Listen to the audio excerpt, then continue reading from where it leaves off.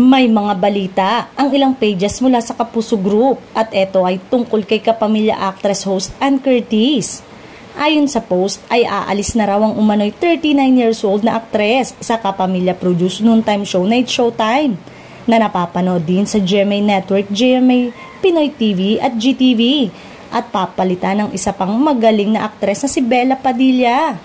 Dagdag pa ay kaya hindi mapapanood si Ann sa nakatakdang magpasikat week ng naturang top rating program sa October sa pagdiriwang ng ika-15th anniversary ng programa kung saan makakasama niya sina Jugs Jugueta at Teddy Corpus.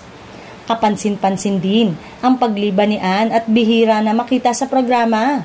Maaring hindi mapanood ang aktres sa Showtime ngunit mananatiling kapamilya ito.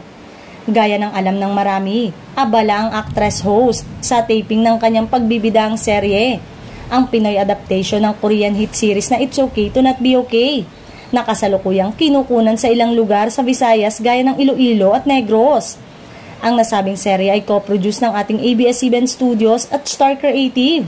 Bagamat abala sa nasabing bigating proyekto, isang rason kung bakit hindi natin siya nakikita ng madalas sa Showtime. Aminado din ang aktres dahil sa paparating at pagbabalik nito sa pag-arte sa kanyang proyekto.